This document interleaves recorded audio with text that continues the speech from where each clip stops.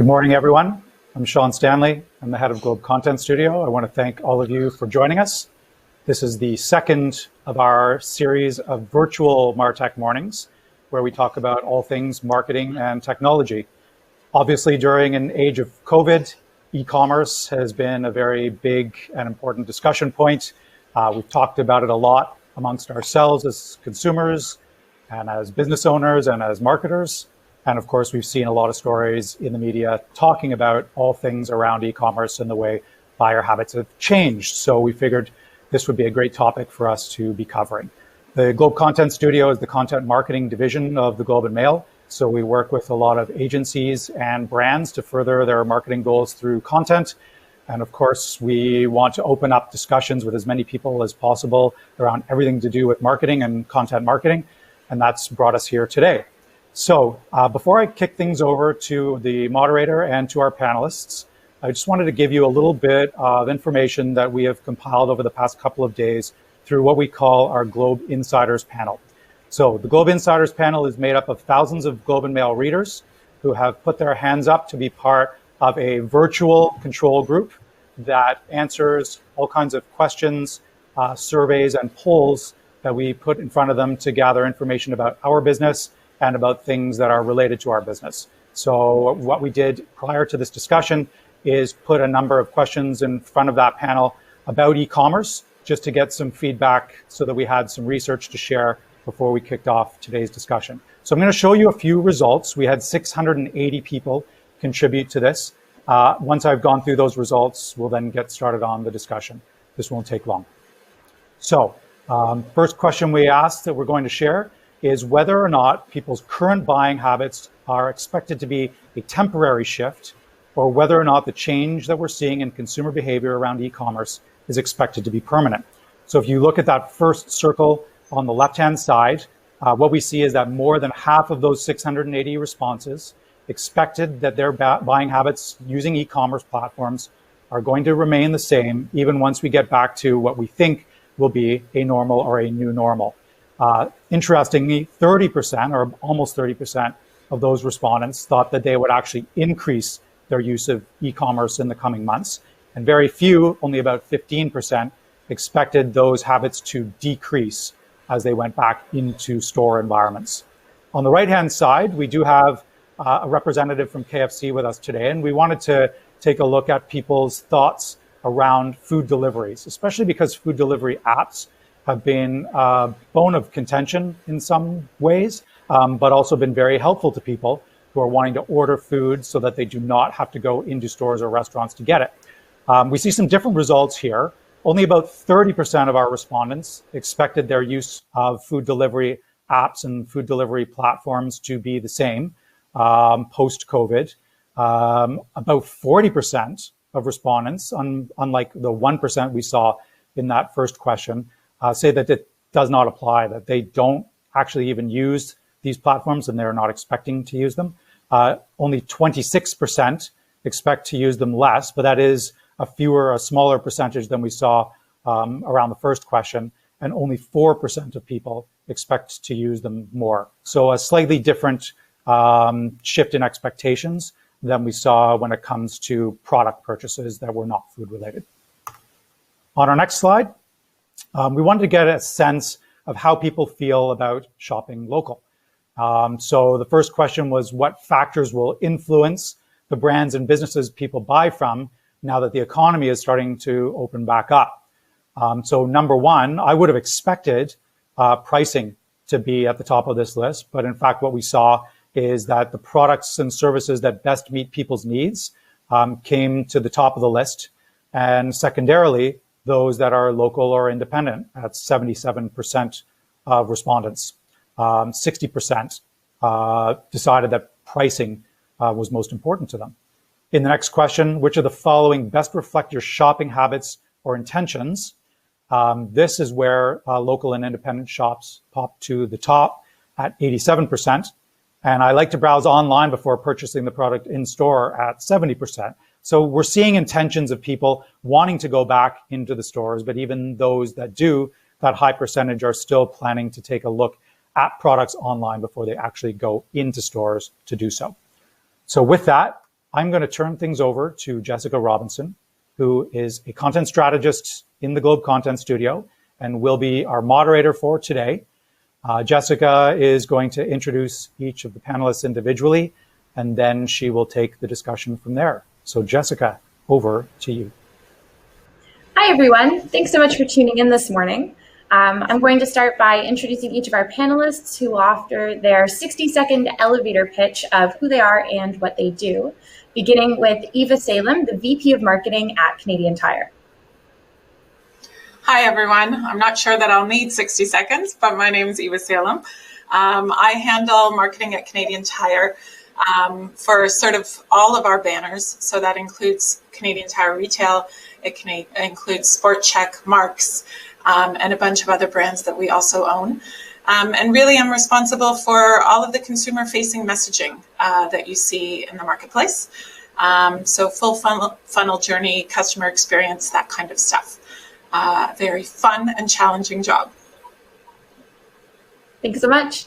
Next, we have Erin Ellefson, who's the country manager for Pinterest Canada. Hi, I'm Erin, as you just said, and I lead Pinterest here in Canada. I am oddly someone that does not cook, so desperately needed those food ordering apps and KFC throughout this COVID period. So it's great to have this esteemed set of panelists here. Pinterest is a place. It's not actually a social media platform. It's a personal media platform where people go to be inspired. And they basically see images that really inspire them to take some kind of action in real life. People aren't able to live the life they quite expected to. And so that's who I am. I have a team of about 40 people here in Canada who work with brands of all sizes and helping them figure out how to take advantage of the mindset that people who use Pinterest are in, which is basically very open minds, seeking to be inspired and often seeking to be inspired by brands. That's it. Thanks so much. Next, we have Catherine Bond-Dembitsky, who is the marketing director of KFC Canada. Hi, everyone. It's so good to be with you all this morning. Kentucky Fried Chicken globally is one of the most iconic brands. We're spoiled for having amazing assets in the kernel, in our bucket, and our rich, rich heritage. In Canada, we are a heritage brand, and, part of my job as marketing director is to really support the brand on its modernization journey. So how do we maintain our relevance and reconnect with a new generation of Canadians? From a role perspective in the Canadian business, I started leading our digital transformation 4 years ago. At the time, I was responsible for our retail marketing group.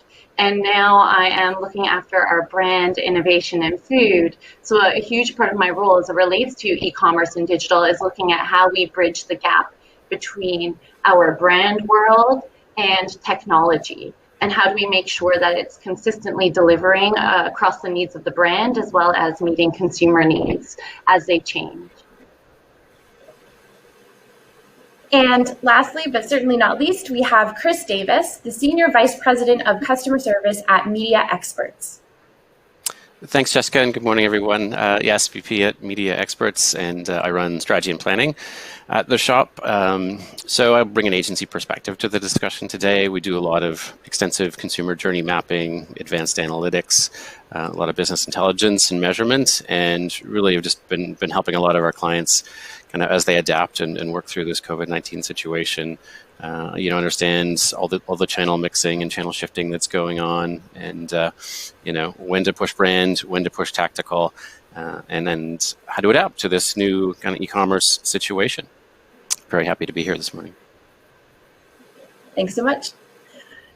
So we want to start by heading back to the beginning of this pandemic in mid-March, when the regulations first went into effect, and for the most part, traffic had to pivot almost entirely from brick and mortar to e-commerce. Eva, I'd love to start with you to find out a little more about how Canadian Tire coped with the shift in demand from a technology perspective. Yeah, I mean, it happened on a dime, as we all know. I don't need to tell anyone on this call. The world changed, and we were left scrambling, as was everybody, quite honestly. So at Canadian Tire, just a few stats to put it in perspective for us. We grew e-commerce overnight by about 30-fold. We were averaging about 80,000 orders a day, which we weren't equipped for, to be perfectly honest. So there were a lot of short-term fixes for us, just really trying to protect customer experience and minimize frustration in the early days. So created things like sort of a waiting room for customers on our website so we could throttle traffic and not overwhelm the site. We even introduced telephone and email orders to try and take some pressure off the site. We really got scrappy and creative, quite honestly, in the early days, while we tried to scramble on the back end on the IT side. And I'm really proud of the work the team did, to be perfectly honest. We were able to, in a matter of weeks, fix things on the back end so that we really were at 100% no throttle within, I want to say, about 3 weeks of COVID hitting. So anyone who wanted to transact with us on e-commerce could. And we hope that the process of getting us there wasn't too frustrating for our customers. We also had issues where things were different for us by province. And so like Ontario was closed, for instance, in the early days for about, I want to say 4 or 5 weeks. Our stores were closed. The rest of the country was open. So Ontario literally changed their stores from being stores to being warehouses. And all they were doing was filling orders and doing curbside pickup. So just a lot of on-the-fly scrambling, I would say, a lot of focus on IT priorities and making sure that those happened really quickly for us. And then trying to be as regional and focused as to what the specific regions needed. And I'm 5 weeks, sort of, I would say the first 5 weeks was entirely crisis and firefighting. And then we started getting back into the business of managing marketing and managing customer-facing messages and trying to tell people all of the different ways that they could shop. Because for us, it really was about letting customers know that there were multiple ways that they could get the things, the essentials that they needed, in ways that they were comfortable with and safe with. So it was challenging and fun, and a bit stressful, to be perfectly honest. But I do believe that the brands that were able to pivot and react to what customers were looking for and are able to make customers feel safe at this time are brands that will be able to navigate these times with success. And Catherine, I'm sure that you were facing similar changes, knowing that we assume that the majority of orders from KFC are largely in-store walk-in. So how did a large legacy brand like KFC pivot to promoting e-commerce when the pandemic hit? Yeah, so much of what Eva said resonated with me and with the experience of our business. You're right. Traditionally, KFC has been highly dependent on in-restaurant transactions through our dine-in, our takeaway, and our drive-through business. And we weren't alone in that. QSR has been one of the last industries to be disrupted by digital. If you think about it, the last disruption that happened in the food service industry was probably the invention of the drive-through, and that was in the 1940s. So we were long overdue for a change. We had been looking at digital disruption in our industry for a few years now. We were actually monitoring something that we call the $2 billion shift, which is looking at the proportion of digital sales as a total of food service industry in North America and how quickly that was growing. And at that point in time, we made the decision to mobilize our business in Canada behind a digital transformation journey. And that position did put us in a strong position to respond to some of the changing operational and consumer needs with the pandemic, but we definitely needed to get scrappy and to work together, I'd say, across 3 main levers in the business. The first of which was our strategic prioritization. We had the benefit of having a pretty strong and growing e-commerce portfolio already. We also had the benefit of being part of a big global brand, and our KFC China business was actually further ahead on the pandemic curve than we were in Canada at the time. So they provided a lot of foresight in terms of what we were going to need to do to meet the changing consumer demands and to continue to ensure health and safety was our number one priority. So we quickly mobilized the business around those areas of foresight from China. And that particularly looked like launching contactless delivery, which we did in a span of 3 days, opening up new channels like curbside, et cetera. The second area we needed to pivot was really around our marketing mix. Like many of us on the call, I'm sure, we operate off of well-laid, established plans as it relates to our promotions, our media, and our marketing campaigns. And at the very initial stages of the pandemic, we knew we were going to have to shift focus nationally to hero our delivery business. And so we had to quickly work with our partners to move all of our media to a e-commerce driven media strategy, really looking at our awareness buys, but also our conversion layer, and then make sure we have the right marketing campaign to focus on delivery.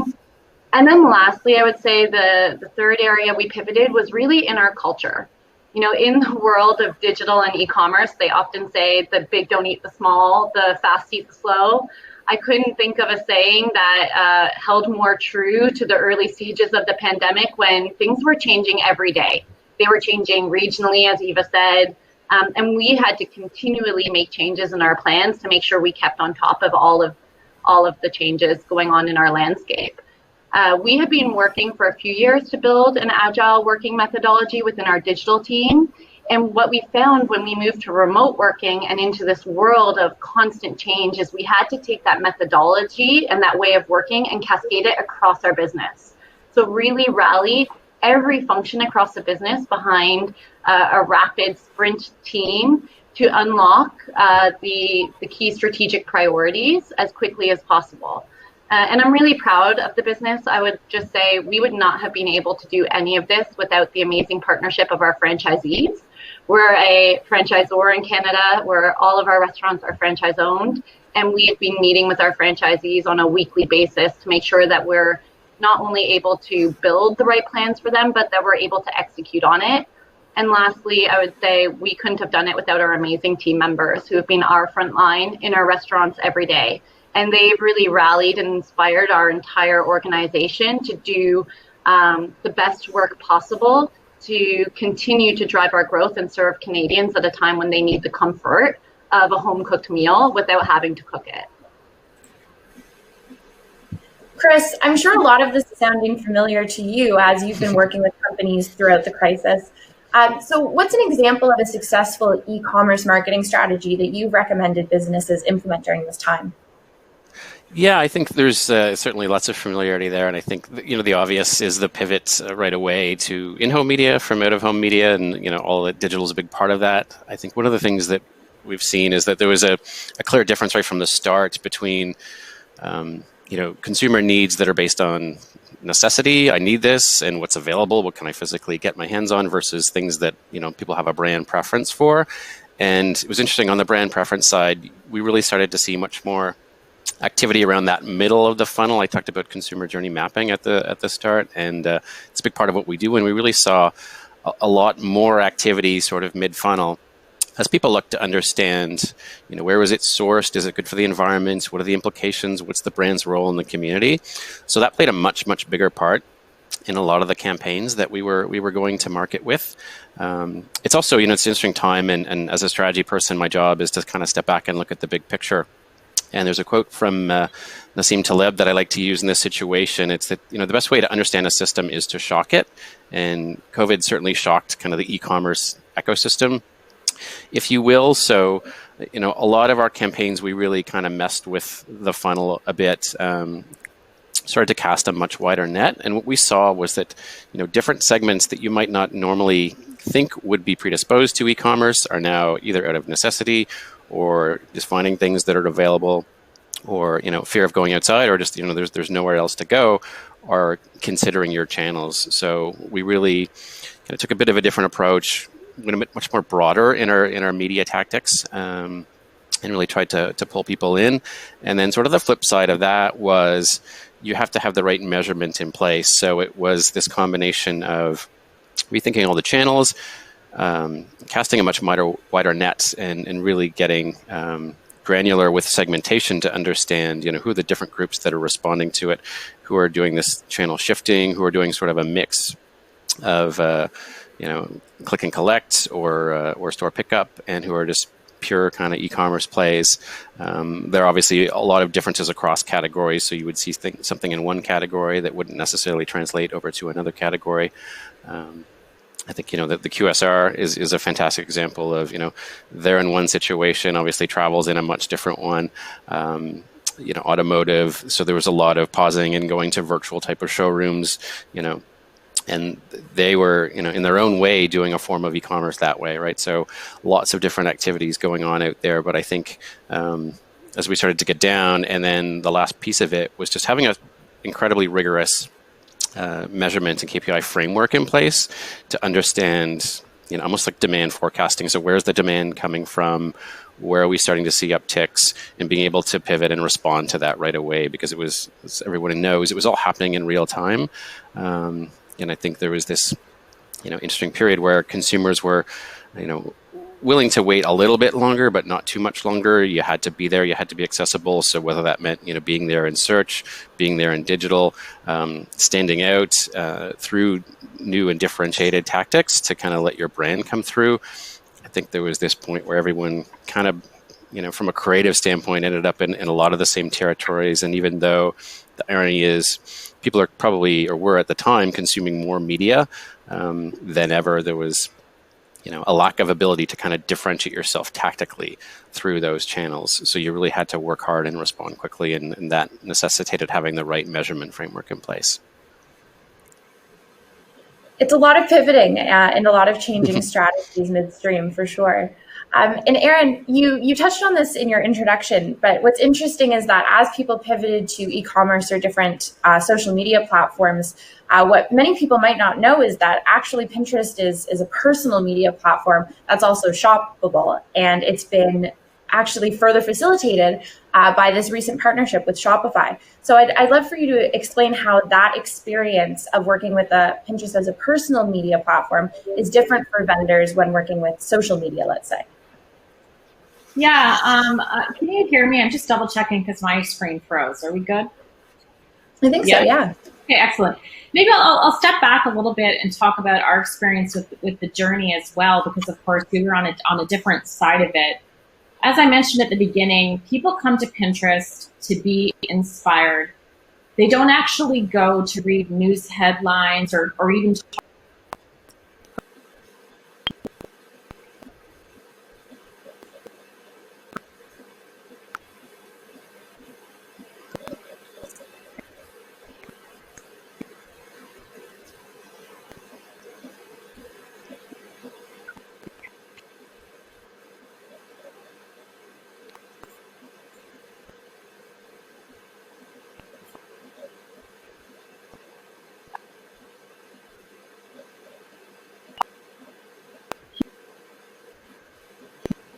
I do think we're having a bit of trouble with the audio on Aaron's side. I'm not sure if we're going to be able to maybe reload that or troubleshoot it. But maybe if you turn it off and turn it back on the audio side. You can't hear me? Oh, and now we can, yes. Oh gosh, I'm sorry I haven't had this issue. I haven't had this issue with a single webcast this whole time. Can you hear me now? Yes, we can. Okay, so maybe just wave your arms when you can't. Did you not hear any of that? I'll be really quick. Yes, maybe just pick it back up from the beginning if you can. Yeah, okay, sorry. So I was just going to say, on our side, what we experienced was watching how people's behavior changed when the COVID crisis landed upon us. So unlike Eva and Catherine, I mean, we simply sort of got to observe consumer trends, and we didn't have to do the amazing transformations that they did and so many other of our partners around the world. people go to Pinterest because it's a positive space, because they want to be inspired. They want to escape a lot of the negativity that exists in other kind of places on the internet. And because of that, we saw usage of Pinterest really skyrocket here in Canada and around the world. We saw a 50% increase in searches, a 50% increase in board creations, really because people wanted to be inspired. And so what we did during this time is try to help people like Eva, people like Catherine, understand how people's behaviors were changing. And probably the most interesting thing is that in the first 30 days of the crisis, people were really using Pinterest to just figure out how to hack their way through the day, how to work in a home office, how to feed their family, how to sort of just entertain their kids. But what happened, which was unexpected, people started to want to escape from that mindset and really continue to plan the future. And so we want to make, when people want to plan, we want people to be able to engage with brands in a really simple way. So to answer the question about Shopify, basically, we realize that Shopify, of course, has 1 million merchants who want to be able to be visible on Pinterest so that when people are looking to plan their day or their future, they can interact with them in a really simple way. So people can actually upload, or those merchants can upload their product catalogs very, very simply so that their products show up on Pinterest organically in many cases, and so that people can engage with them and shop in a really, really simple way. Yeah, it was a really timely move, and I think that it's made a big difference for vendors already.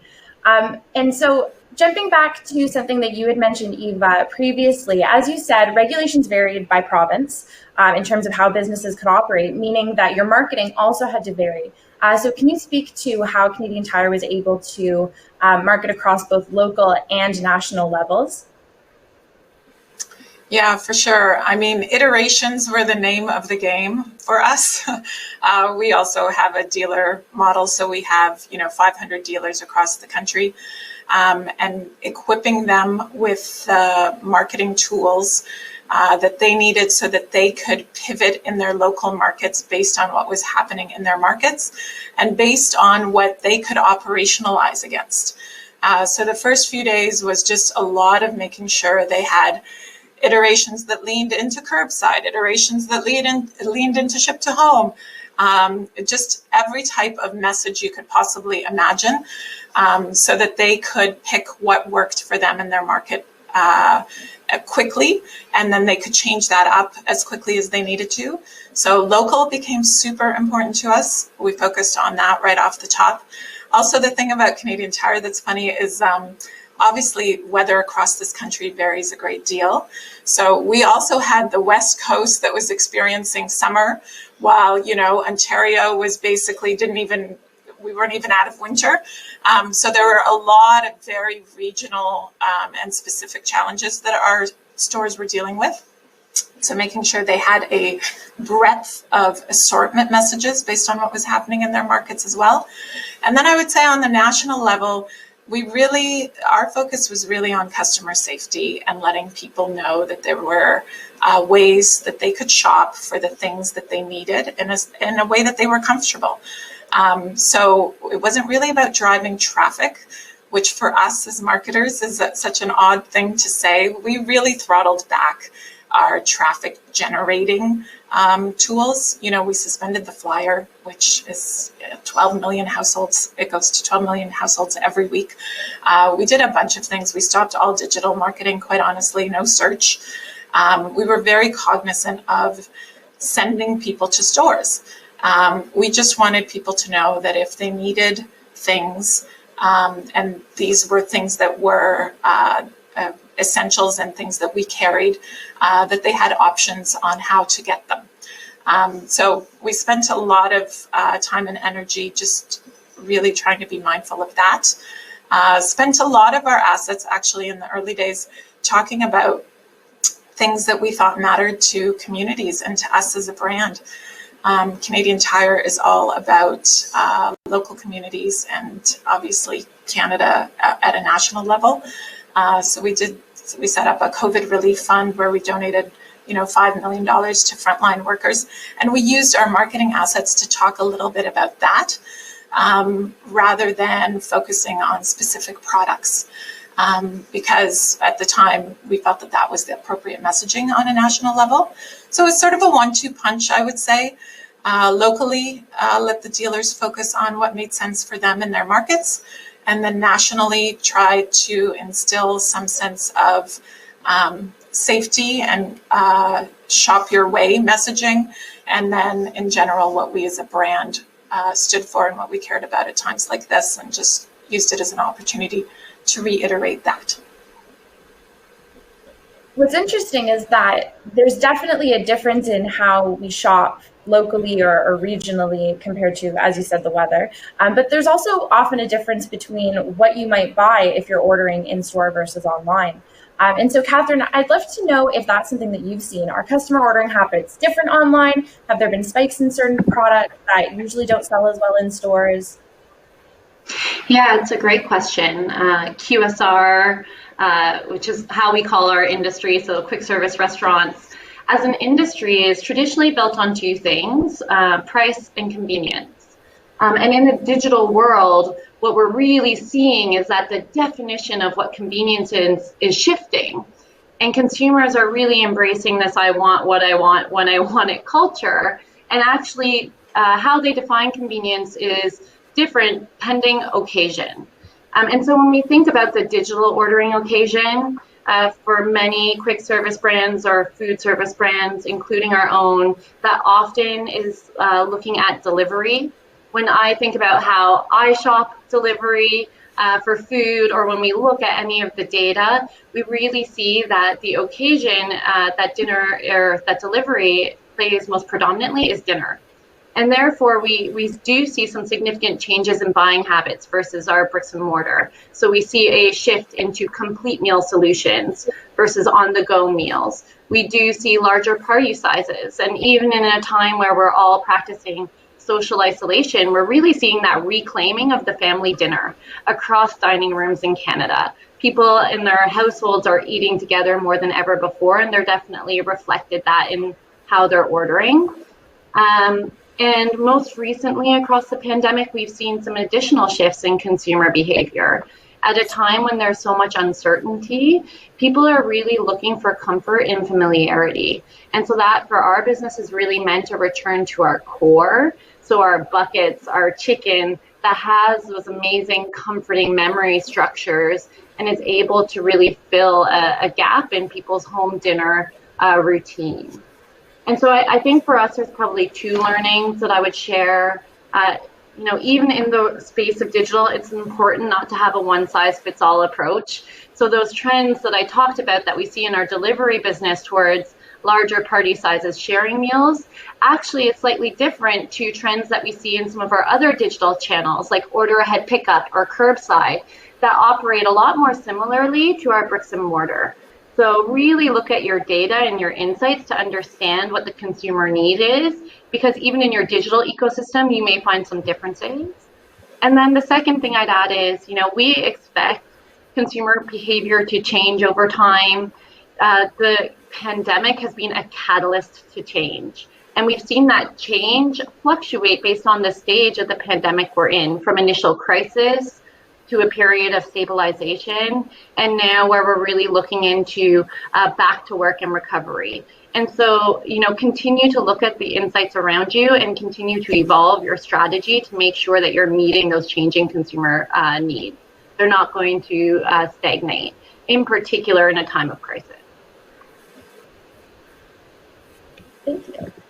And Erin, as someone who works with vendors to help support them meet their consumers where they are, I'm very interested in understanding how Pinterest helps businesses leverage the aspirational top of the funnel nature of search into conversion so that they can do, as Catherine said, meet the changing needs of the customer base. Yeah, thank you. Pinterest is, as I mentioned, a place where people, they don't just want to be inspired, they want to take action. So they start on the platform with a very open mind, but very high intent. So they say, okay, building on what Catherine said, I want to get back to really nice family dinners together. But they won't say exactly what that family dinner vision is. They'll simply say, I'm looking for new family dinner ideas. They're looking for new ways to be inspired. And then a brand has this opportunity, who maybe a brand you don't normally think about in that context, to basically show up with a very actionable piece of content that allows that pinner to go and actually convert. And so for us, brands are really in the context of what pinners are seeking to do. They're looking to be inspired, they're looking for an idea, and they're looking to take action on it. And specifically what we do, building on what I said a few minutes ago,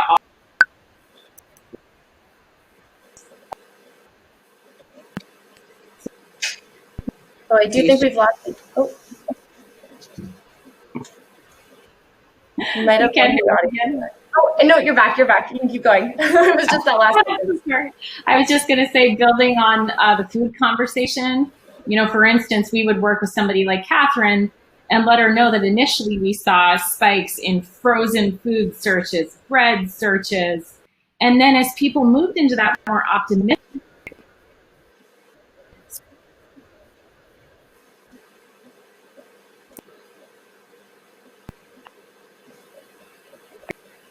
Sorry, Erin. I do think we cut off again after the frozen foods interest that had peaked. But I do think that, as what you're saying is really interesting, that you're able to leverage those insights and explain where they're headed in that journey, especially knowing that Pinterest is such a future thinking and future planning platform. And so building off of that, I am interested to turn to Chris and find out how you've been working with your customers, your businesses, to decide where they want to establish their e-commerce, knowing that there are a lot of pros and cons when you find yourself working with a marketplace versus, say, your own site where you're managing the e-commerce personally. And I would love if you could speak to that. Sure, and it's certainly a big question that's on pretty much everyone's mind at the time. I think, as you said, there are certainly pros and cons. I think this situation, the bigger are going to get bigger, the richer are going to get richer, and it's, the big players are going to come out of this the strongest. They're going to survive. I mean, just look at how much Amazon's share price is up. Walmart had a good e-commerce game. They're doing well. Canadian Tire is doing a fantastic job. And I think some of the other, like the Shopify's and some of the other platforms that are coming along, like to an extent, if you want to get any scale, it's kind of you're going to have to be there because consumers are turning to it because of the reliability, because of the accessibility. And there's this frictionless nature to it. So I think the pros are certainly, you've got to be there. Facebook's opened up this Shops Now in an attempt to compete with the Amazons of the world, and I think the challenge is that, as we've seen before, with department stores, like anybody in the middle is going to get crushed, and then you're going to see some small, new, really strong, really scrappy, really nimble, and really creative, smaller shops that are putting out their own platforms. They're going to do really well. So I think there's going to be, the big players and then the small players. And it just depends upon, I think, as a brand, where you want to be. I think some of the cons with the bigger platforms is, we talked about it in QSR where there's pricing challenges there, right? They take a bit of a margin. And that's a tricky thing. I think the other challenge is that what we've seen is it's really, really hard to differentiate yourselves on some of the big platforms. So you need to balance that with a really strong brand, with really strong engagement in the influencer community, with other channel tactics a little higher up, so that your brand will be pulled through.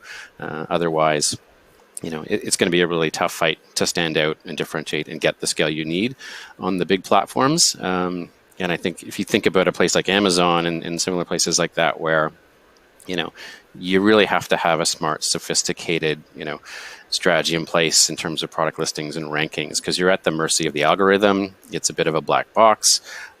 You can be doing very well and you can have some supply issues where you're out of stock or you're not going to ship for a couple months and you'll just get crushed. You'll just get pushed to the bottom, and it's going to be really, really hard to fight your way back up. So you're at the bit of the mercy of that a little bit. And then, so I think you have to think about, it is a bit of a race to the bottom on some of those platforms from a pricing standpoint, right? People want the best price, they want it easy, they want it frictionless, they want it convenient.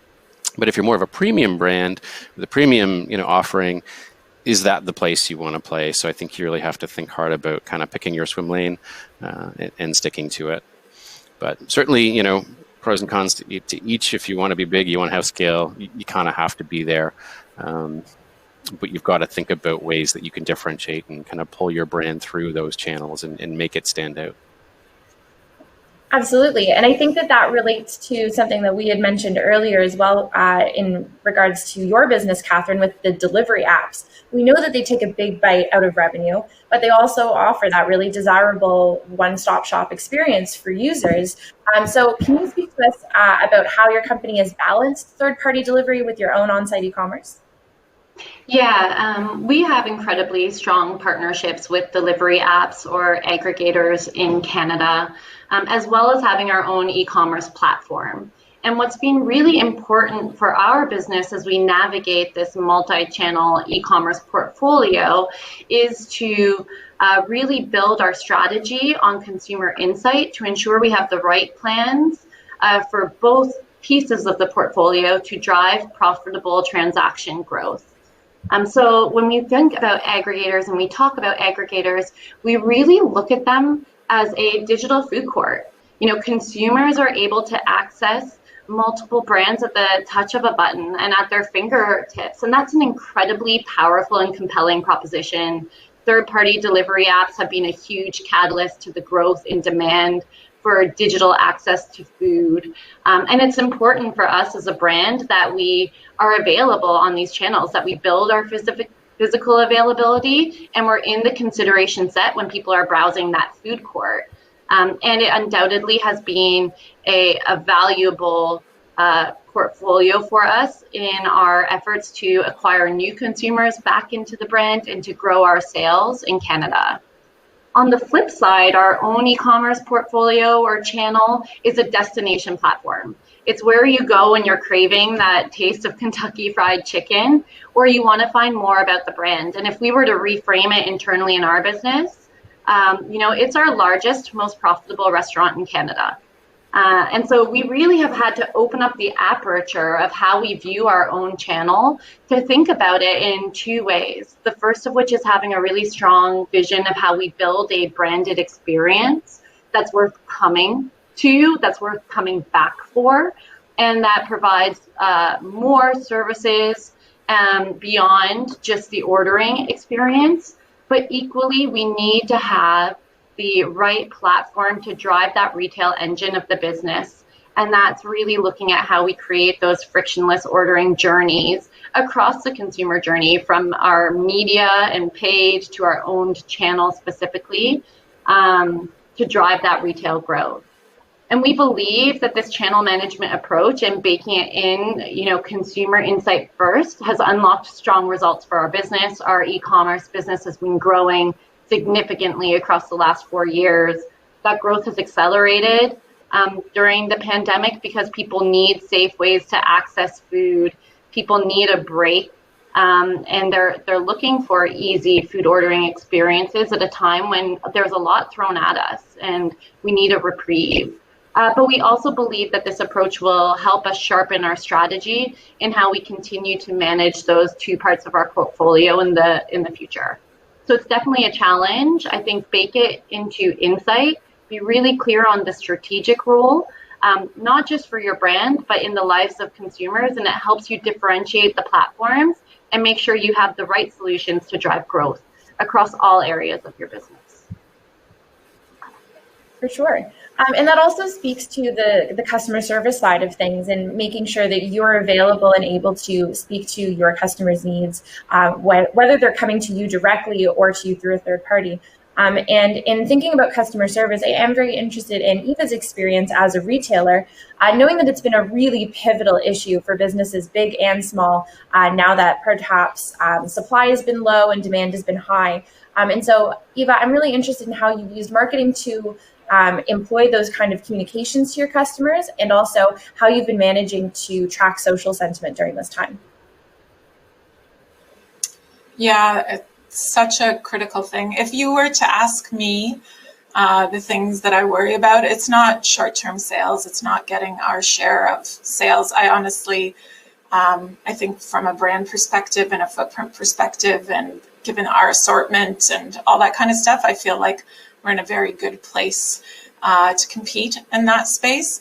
The thing that keeps me up at night as the marketing person is what are the medium and long-term effects of all of this on us from a brand perspective. And so customer experience is a very big part of that. And being on top of how customers are feeling in general and how they're feeling about us is where we're spending the majority of our time and energy right now, because I think that is what will ultimately be the lasting legacy of what happened during COVID. So for us, we have, a panel that we always have of 180,000 customers that we reach out to extremely regularly, and during COVID, we've been reaching out to them much more to track sentiment in general, to see how they're feeling about things that we're doing and how they're feeling about things more broadly, and really embedding a lot of those findings and a lot of that feedback into how we're approaching where we invest our money and what we say, and whether to invest or not, quite honestly. So a lot of time and energy just being plugged in with the panel and our customers. And then we also track social sentiment through all of our social assets daily. So really want to know what people are saying about us, how their experience is in store. We equip our call centers and our dealers at a local level with that information at a high level so that they can know what's on people's minds and how they should be pivoting what they're saying or what they're offering or those kinds of things. So it definitely is something that I think will separate, other than sales, which whatever, past this quarter, everyone will move on. Other than sales, it will be the thing that lasts longest, is how brands manage customer expectations during this time. So just a few things that we've really noticed is, in the beginning, there was quite a bit of patience that was being granted to retailers and to everybody, quite honestly. That patience seems to be waning a little bit. So this idea of getting your ducks in a row, I would say, is definitely becoming more and more the case. People's expectations are returning more to normal. So always mindful of that. And then in general, I would say this idea around, and you guys mentioned it in your early slides, around supporting your local communities, supporting Canada, thinking regional. That is definitely a sentiment that is popping. So as a brand who, that's a huge part of our DNA, it's a very organic place for us to live. But in general, I think that's something brands need to be considering right now.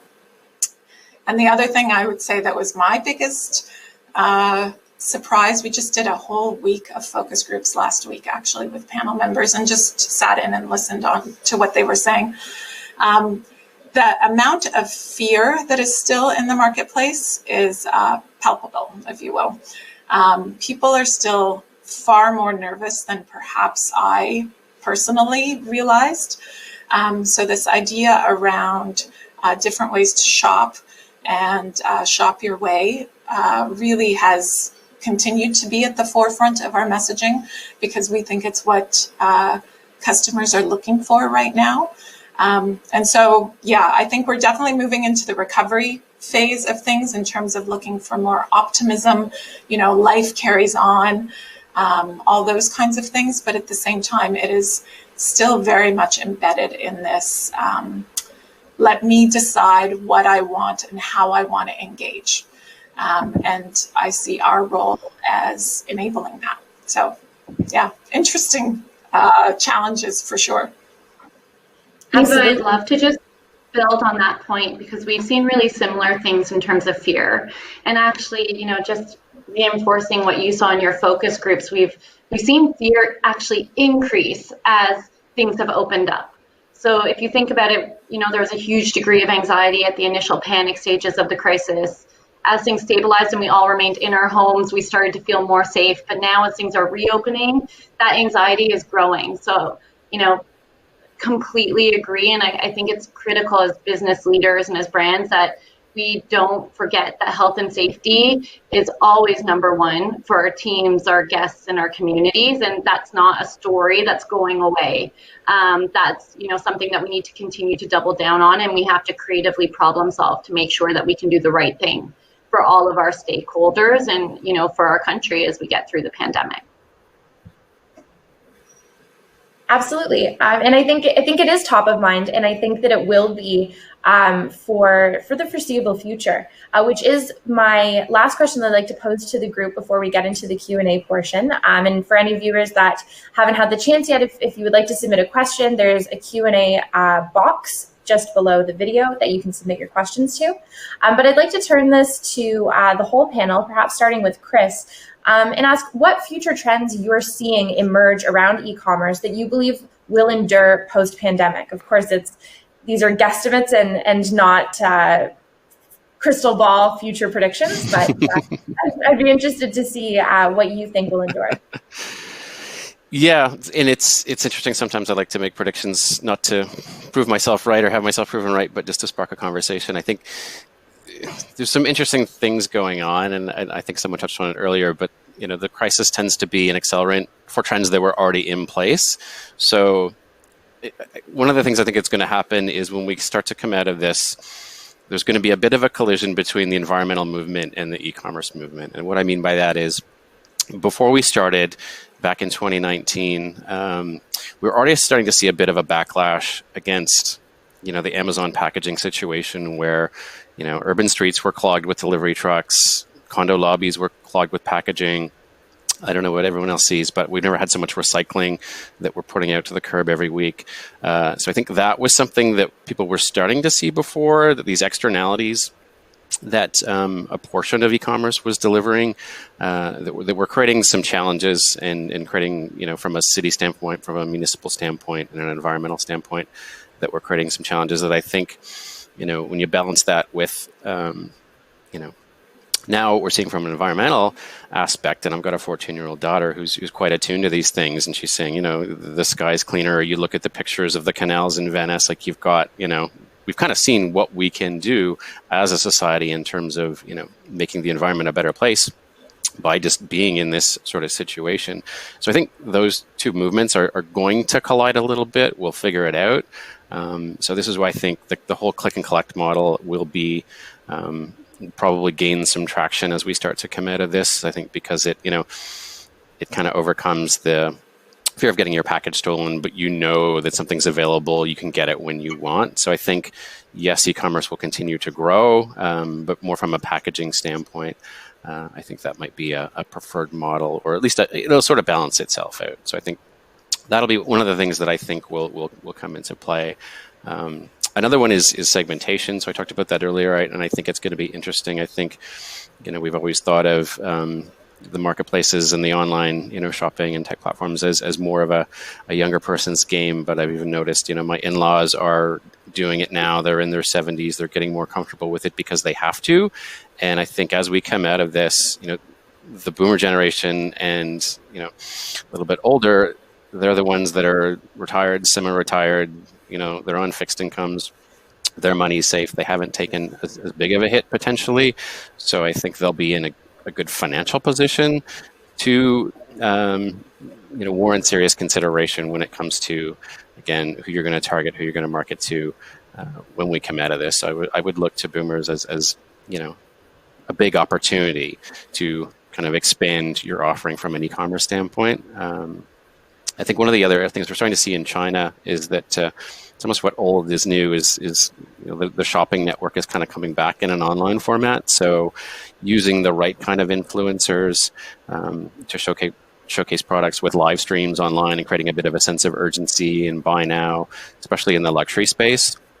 So they're doing a huge amount of business in China with these live events, and I think that's going to be something that's really going to come into play as we start to come out of this and people start to shop again, and even under a lockdown situation. So I think the whole live stream, it's kind of the shopping channel revisited in a much nicer, cleaner, more premium environment. But those are a couple of the big trends there, I would say.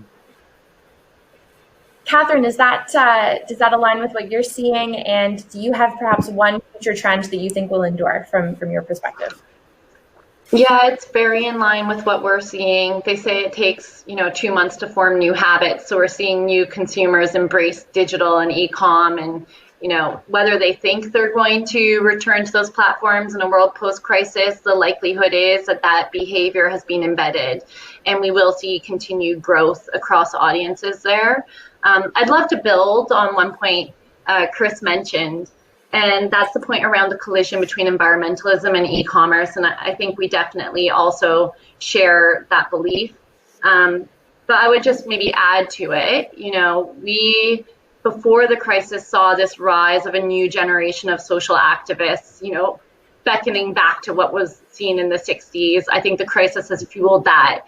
There's proof points now on the power of behavior change as it relates to beneficial impact on our planet.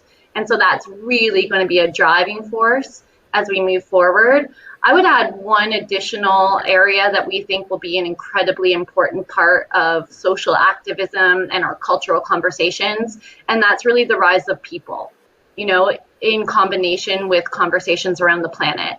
And when we say people, we really mean inside out. So, as businesses, how we treat our employees, our team members is going to become an increasingly important part of our conversation. As a brand, we've always believed in people first. Our saying is the consumer experience will never exceed that of the team member experience. So we need to make sure that we invest in our team members, and that's never been more true. But it also is on the people outside. So how do we continue to double down on community efforts? Eva talked about what Canadian Tire does, which is, amazing initiatives that have real difference in our communities. For KFC, our purpose is feeding Canadians. And one of the lasting legacies of COVID that we're definitely seeing as we talk to medical professional scientists will be a food scarcity issue. So how do we continue on our food waste donation programs? How do we actually build on them to have an even greater impact in our communities moving forward? So I would just add, as much as we talk e-commerce and technology and marketing, don't forget the importance of our people in building your business and your brand, and it's only going to be a greater part of conversations in the future. Absolutely, it's a really important point. And just before we get into the Q&A, Eva, one future trend that you think will endure? Well, to be perfect, I think the genie's out of the bottle on many, many trends. I think this shift towards e-com, to the extent, to the magnitude, I don't know, but certainly something massive has happened that will continue on. We're seeing things that we didn't necessarily expect as well, like with curbside. Curbside was originally launched, for people's safety. A lot of our research is showing people actually really like curbside. We thought it would be great for the elderly, but the research is showing, active families, mothers love curbside because they've got the kids in the car. They don't want to get out of the car. So all those kinds of shopping expectations are shifting in real time. And I think they have been sort of spurred on by COVID, but a lot of them will be things that as retailers we need, or as marketers or as business owners, we need to figure out how we are balancing them going forward. Because the truth is, I don't need to tell anyone, e-commerce is not cheap. It's not the most profitable business model. Bringing things out to people's car is not the most profitable use of your time. So you really need to start balancing where customer expectations are going and your business model and how you're going to make money ultimately. And then you encapsulate all of that in your core of who you are as a brand and what you want people to take away from you and what your role is in their lives. And I think it's just getting more, and it's moving so quickly that I think staying lockstep with customer sentiment and just trying to be as reactive and responsive in responsible and measured ways is going to be the name of the game going forward. For sure. We're almost out of time, but I do want to get to at least one question from the Q&A, and it does pick up almost exactly where you left off, Eva, with a discussion about curbside pickup. And this question is for Chris, asking about what are some of the ways a small business can drive their business in the current environment? Is it providing things like curbside pickup service, or is it other things? Oh, I think you might still be on mute there. Oh, I failed. Sorry about that. So yeah, I was just about to type a response to Carrie. So as I said, I think curbside pickup will be big because it lets people know, what's in store, what's available because they want it now. I think other things is, if you think about the role of a brand, this whole notion of shopping local we're seeing is very, very important. So that's now becoming wrapped up in what brands are all about. And part of the role of a brand is to serve as a signal to others that, okay, I'm buying this particular product and this is what my values are, this is what I stand for, this is what I'm all about. And one of the things that I'm seeing, what we're noticing is that, people will use their local shopping and they'll post about it and they'll talk about it and they'll discover it through friends and their own sort of personal networks. And there's a lot of what we call nano influencers, I guess, within the local community. So if you can tap into that, and if you can, create some content that's just around, if you have a physical store that you can use, that people can post about, and you can buy stuff there, and people can kind of, I don't want to say brag, but just amplify and talk about, because people like to say, hey, I was the first to discover, look, there's this store downtown on the main street, and it's, they just delivered these fantastic cupcakes for me or whatever, and they'll post about it and they'll share, and all their friends will discover it and they'll want to tap into that. So I think if you can tap into that notion of the brand and the local aspect of it as a signal to people's individual networks, I think that will go a long way into helping you be discovered and helping reinforce, what you stand for, what you're all about, and then the people that would want to shop with you will it'll just build out from there. So I think that would be a big part of it. Thanks so much. And I want to thank everyone for tuning in today, all the viewers. I want to thank Erin, Eva, Chris, and Catherine for taking the time to join us on this panel. If you haven't already, please feel free to follow us at Globe Content on Instagram, Twitter, and Facebook. And sign up for our newsletter so that you can find out about more of our work, but also when the next MarTech Mornings, likely virtual panel will take place. This discussion is going to be available on video in our blog post in the coming days at globecontent.studio, or you can find it on our social channels where we'll be sharing it when it's live. Thanks again. Stay safe and enjoy the beautiful day, everyone. Thank you. Thanks, everyone. Thanks very much.